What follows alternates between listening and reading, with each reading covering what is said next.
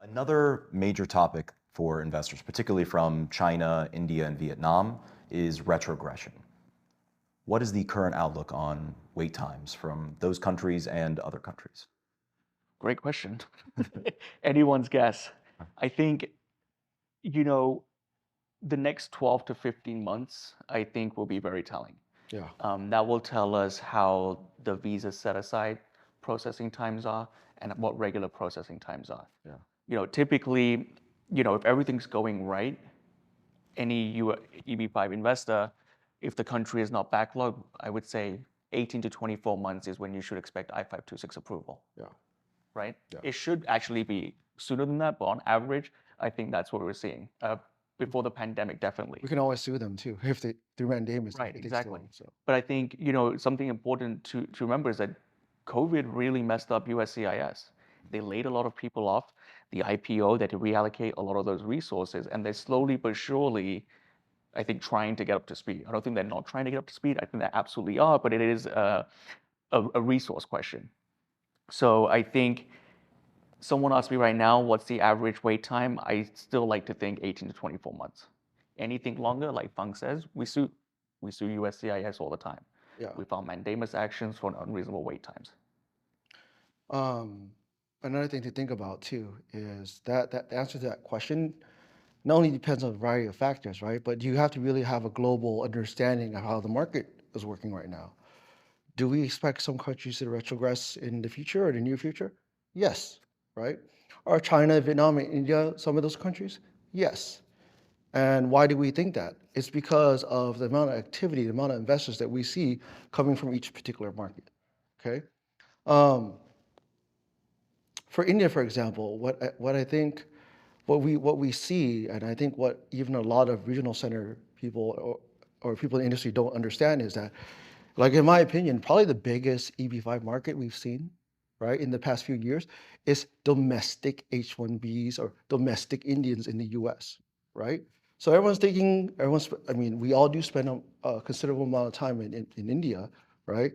But I think people fail to understand that there's just a tremendous amount of people with stock options who are EB2 and have to wait 10, 20, 30 years, right? Or who see a potential round of layoffs coming off and they decide to switch to EB5, right? That's why, in my opinion, India is going to probably retrogress sooner rather than later, right? Because I think, when EB5 first came about, only China was using EB5. Yeah. India was primarily doing H1Bs and EB2. It's only once we saw the EB2 backlog reach the crazy time that it is right now, that's when Indians discovered EB5. And I think 2018, 2019 were peak years for EB5 in India. India retrogressed. And people were saying, oh, you know what, it's going to be 14 years like it is in China.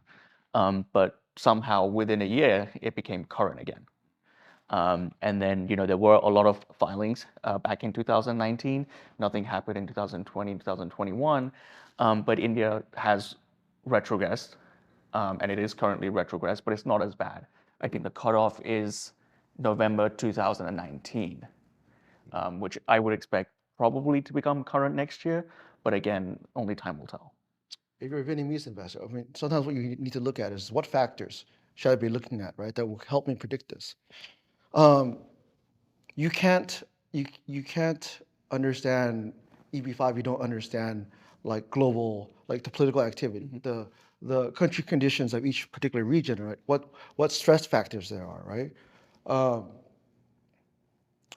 In Vietnam, for example, what I would say is this: there's a tremendous rush right now. There are people who are gathering to do EB5 simply because there's been a new political regime. A lot of people feel very not at ease with it. There's been a tremendous wave of a corruption crackdown, right? Where everyone from elected officials to CEOs are being thrown in jail, their assets taken away. That sets up a situation where if you were thinking about doing EB5 before, you're definitely going to do it now, right? Or what we tell people is sometimes this process takes time. You need to preserve an option that would allow you to, if you needed to, get out with your family as soon as possible, right? We see also similar things in the last 6 months to a year. We've seen more activity out of Hong Kong and Taiwan than we have probably in most of our practice, right? And it's not hard to understand why. There's tremendous pressure from the north, right? People are sensing that if I don't at least preserve this option now, then I might be in a lot of trouble in the future. Yeah. Concurrent filing, again, is also a huge boon because in the last few years, like when EB-5 got popular, every single other country in the world started doing investment visa programs, right? And so we started picking up. And one of the reasons why those programs became popular is because, the processing times or just buying that option to leave was much faster over there. With concurrent filing now, that's not an issue anymore.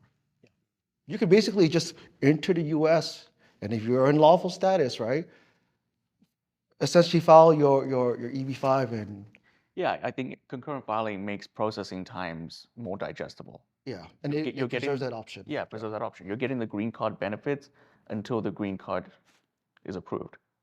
That's what everyone wanted. That's what hurt so much under the last program. Under the new program, the concurrent, it kind of solves that problem a little bit.